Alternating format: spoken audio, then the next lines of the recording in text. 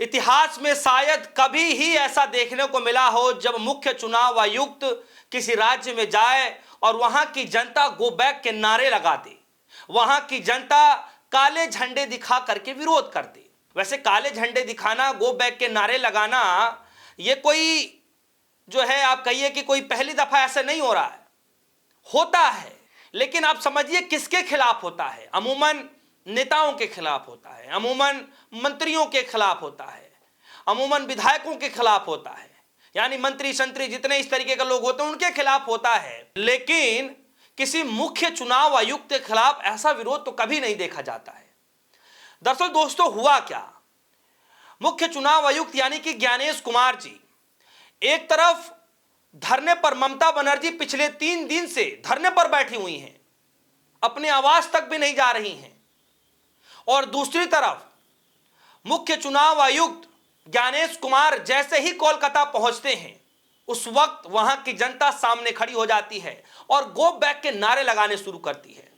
बाकायदा नारे लगाए जाते हैं, बाकायदे काले झंडे दिखाए जाते हैं और कहा जाता है कि ऐसे लोगों को यहां आने की जरूरत नहीं है।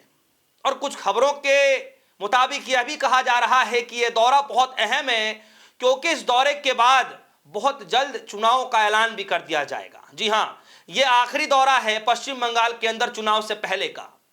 यानी ज्ञानेश कुमार वहां पहुंचे हुए हैं अपनी टीम के साथ और पूरी टीम का विरोध हो गया है, गो बैक के नारे लग गए हैं और कहा यह जा रहा है कि महज कुछ दिनों के भीतर ही, इस यात्रा के बाद, इस दौरे के बाद ज्ञानेश कुमार चुनाव का ऐलान कर सकते हैं। एक एक खबर में बारीकी से बताऊंगा। खबर की शुरुआत करने से पहले मैं आपको बता दूं, इस खबर को देखिए। ममता बनर्जी की खबर, लिखा है सीएम ममता के धरने का तीसरा दिन, बोली बीजेपी पर एक देश एक नेता एक पार्टी का पागलपन सवार है। उससे ठीक एक दिन पहले जब दूसरा दिन था धरने का, तब ममता बनर्जी ने कहा कि मेरे ऊपर ज्यादा दबाव डाला गया तो मैं बीजेपी की सेंट्रल वाली जो सत्ता है, यानी केंद्र की जो सत्ता है, उसको भी गिरा देंगी। ममता बनर्जी कहती हैं कि जिनकी बैसाखियों के सहारे यह सरकार चल रही है, यह उन्हें बताने की जरूरत नहीं है। चंद्रबाबू नायडू इकलौते ऐसा नेता बचे हैं जिनकी बैसाखियों के सहारे यह आपकी सत्ता चल रही है। तो आप समझ जाइए कि सरकार गिरने में ज्यादा वक्त नहीं लगेगा। यह ममता बनर्जी ने बाकायदा जो है भाषण के दौरान कहा। और अब खबर यह आ रही है कि ज्ञानेश कुमार के खिलाफ तो ममता बनर्जी पिछले 3 दिन से धरने पर बैठी ही हुई थी कि किस तरीके से नाम उन लोगों के काटे जा रहे हैं वोटर लिस्ट से, जो नाम पहले वोटर लिस्ट में थे, जो लोग पहले से वोट देते रहे हैं, उन लोगों के नाम काटे जा रहे हैं, वोटर लिस्ट से गायब होते जा रहे हैं। उसके खिलाफ ममता बनर्जी, जो कि पश्चिम बंगाल के मुख्यमंत्री हैं, वो पिछले 3 दिनों से धरने पर बैठी हुई हैं। और दूसरी तरफ ज्ञानेश कुमार, मुख्य चुनाव आयुक्त ज्ञानेश कुमार के खिलाफ विरोध हो गया है। खबर जरा आगे आपको लेकर के चलता हूं, जरा खबर में देखिए। जरा सबसे पहले खबर बताऊं, सबसे पहले आप ये तस्वीरों को देखिए। तस्वीर देखिए, इस पर लिखा हुआ गो बैक ज्ञानेश कुमार, देख रहे हैं। और सभी जो तस्वीरें हैं उन सभी तस्वीरों में go back Gyanesh Kumar, go back Gyanesh Kumar, इस तरीके से कुछ तस्वीरें ऐसी आ रही हैं जिसमें बाकायदा लोग पोस्टर बैनर लेकर के, कपड़े की तरह पहन करके बता रहे हैं। एक तरफ ज्ञानेश कुमार का काफिला जा रहा है तो वहीं दूसरी तरफ भारी संख्या में लोग गो बैक के नारे लगा रहे हैं, काले झंडे दिखाते हुए नजर आ रहे हैं। न्यूज 24 की खबर को देखिए। बंगाल में लगे ज्ञानेश कुमार वापस जाओ के नारे, बंगाल में लगे ज्ञानेश कुमार वापस जाओ के नारे, यानी गो बैक के नारे। लिखा हुआ पश्चिम बंगाल के स्थानीय लोग न्यू टाउन में एक प्राइवेट होटल के सामने इकट्ठा हो गए और बंगाल में लगने लगे ज्ञानेश कुमार वापस जाओ के नारे। और देखिए किस तरीके से गो बैक ज्ञानेश कुमार, इस तरीके के हाथों में पोस्टर बैनर हैं।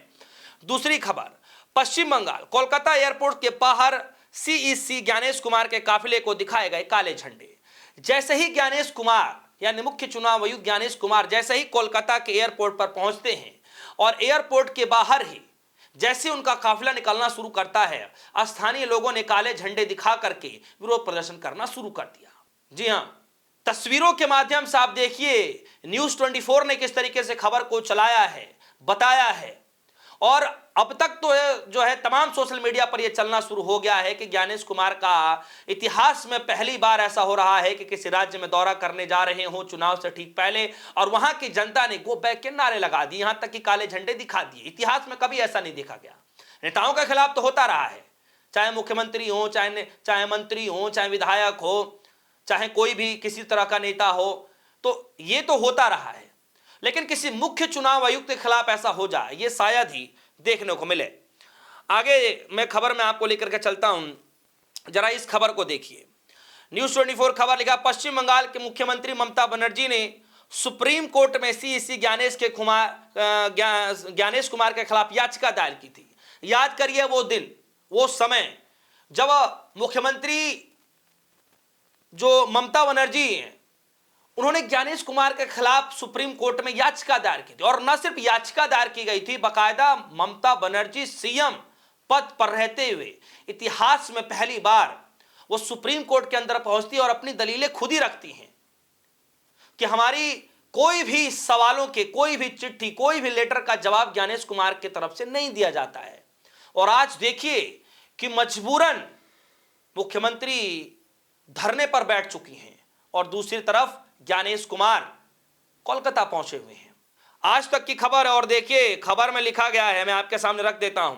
बंगाल समेत 5 राज्यों में कब होगा चुनाव, तारीखों का ऐलान, सामने आया अपडेट। 5 प्रदेशों में मुख्य विधानसभा चुनाव की घोषणा अब जल्द हो सकती है। तैयारियों की समीक्षा के लिए चुनाव आयोग की टीम कोलकाता पहुंच चुकी है, जहां जमीनी हालात और सुरक्षा व्यवस्था का जायजा लिया जा रहा है। संकेत यह है कि मध्य मार्च तक चुनाव कार्यक्रम घोषित हो सकता है और अप्रैल में मतदान कराए जा सकते हैं। जी हां, यानी यह दौरा आखिरी है ज्ञानेश कुमार की टीम का और उसके बाद चुनावों का ऐलान होगा। लेकिन ममता बनर्जी पीछे नहीं हट रही। और मैं आपको बता दूं कि आज इसलिए भी महत्वपूर्ण दिन है क्योंकि आज सोमवार का दिन है, बजट सत्र का दूसरा सेशन स्टार्ट होने जा रहा है और आज हंगामे का आसार है क्योंकि ओम बिरला साहब की कुर्सी भी जो है खतरे में है, दूसरी तरफ ज्ञानेश कुमार की कुर्सी भी खतरे में है क्योंकि ममता बनर्जी ये नहीं चाहती है कि खास तौर पर मुख्य चुनाव आयुक्त के पद पर जो है ज्ञानेश कुमार बैठे।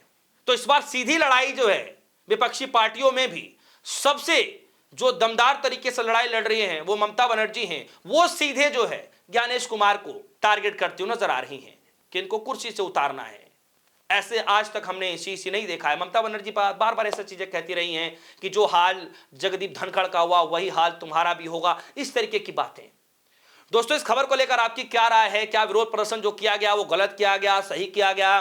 क्या सच में ममता बनर्जी जो धरने पर बैठी हैं वो सही बैठी हैं? क्या आज सदन के अंदर जो चर्चाएं चल रही हैं कि लोकसभा के स्पीकर ओम बिरला की कुर्सी खतरे में है, जो है अविश्वास प्रस्ताव लाया जा सकता है? क्या दूसरी तरफ महाभियोग ज्ञानेश कुमार के खिलाफ भी लाया जा सकता? आपको क्या लगता है? वीडियो कमेंट सेक्शन में जाइएगा, अपनी राय जरूर रखिएगा। फिलहाल के लिए दीजिए इजाजत। धन्यवाद।